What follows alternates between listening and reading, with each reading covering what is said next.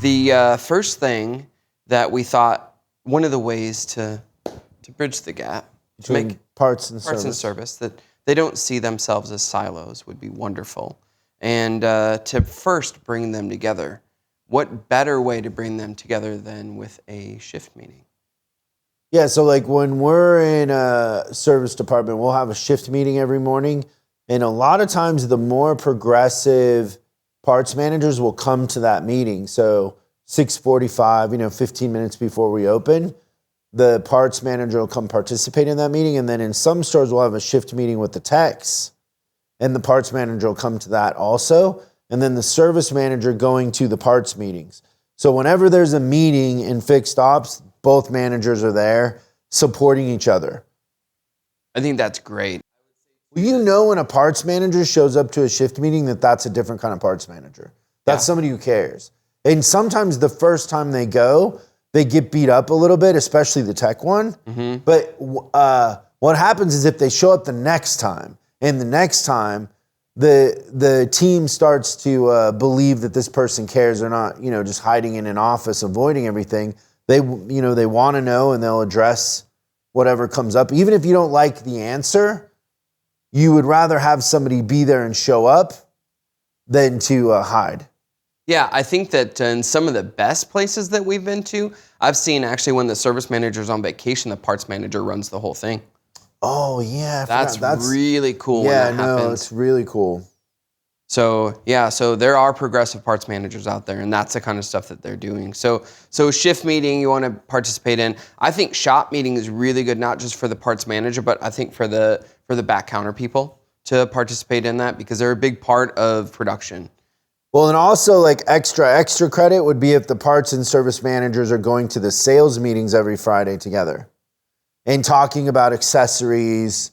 If you're preloading any cars, talking about those, handing out spiff money if they sell accessories. Oh, coming from the parts manager instead of from the sales department?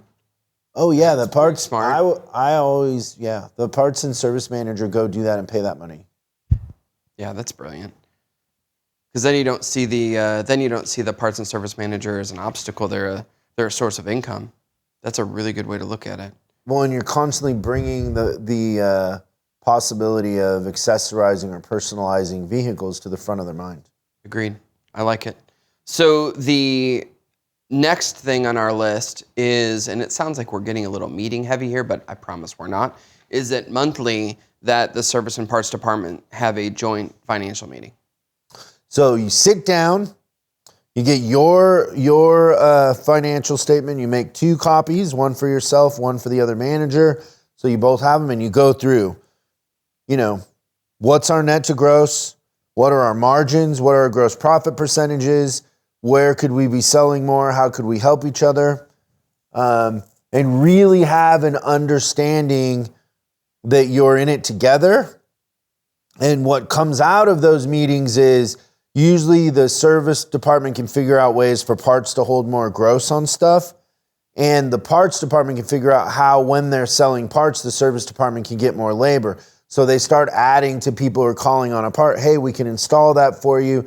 They start recommending the service department and they start feeding work that way. And also just like sometimes the pricing in the back counter is different than the front. You just start to figure out things and how you can help each other make more money, head count, deliveries. Like sometimes I've seen come out of that meeting, like a shuttle driver also can be a parts driver and they can split overhead that way. Or parts driver can shuttle. Yeah. The back and forth part of it. There's a lot of synergy if you want there to be. And support people, all of that. Yeah. This is a really good time for me to talk about one of my mentors, Steve, who my general manager way back in the day. We had You're not going to say his last name? Steve Camp. Love him. Steve. Sharp dresser. Sharp dresser, great dude. Great leader, total gentleman. Car genius, for sure. So, I don't know, you might have gone too far. Car genius, like he designs cars? I think he sells cars. What about just the car business that he's a genius in it? Is that fine? Well, you're implying that he can design a car. That's how you receive the message, not necessarily how I sent it.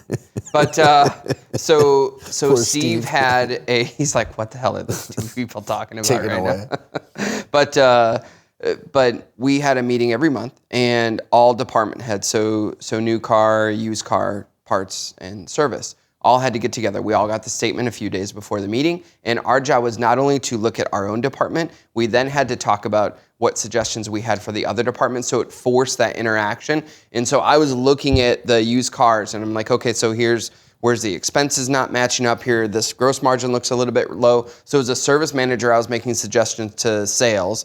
The sales manager was making suggestions to parts, and we all literally, it was kind of like training for becoming a general manager, because you learned how the whole thing worked. But like the way that the department heads became so close, and like they looked at themselves as a cohesive unit after that, it was a genius thing. So I've seen this work before, is the long story short. Yeah, and I think I went to one of those. You did. Yeah, and also I think that's where I learned that you had been in sales. Yeah.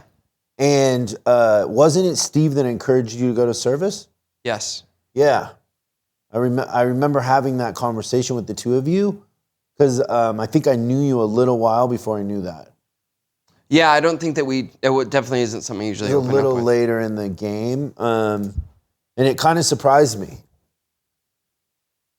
Yeah, I liked the sales side, but I wanted to be a general manager, and I didn't know anything about service or parts, and I needed to learn.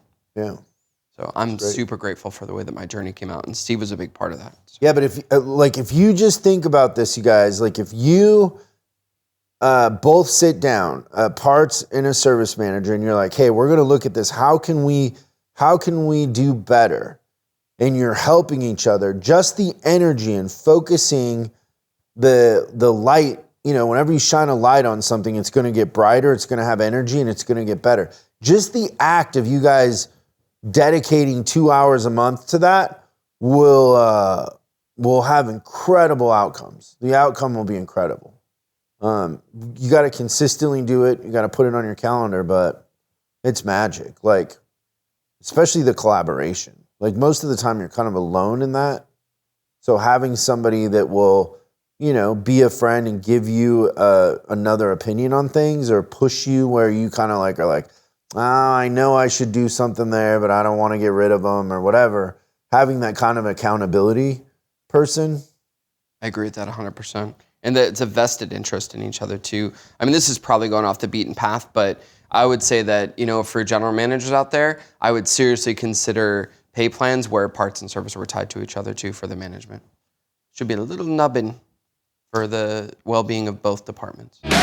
Thanks so much for watching this clip of Service Driving Revolution. We're uploading new stuff every day, so make sure you subscribe and click the bell icon so you don't miss out. If you have a question you'd like us to answer on the show, call 8333-ASK-SDR and we'll answer your question on the show. That's 8333-ASK-SDR. For special deals on our books and training, head over to offers.chriscollinsinc.com. Now that's offers.chriscollinsinc.com. I'm Chris Collins, and I'll see you in the next video.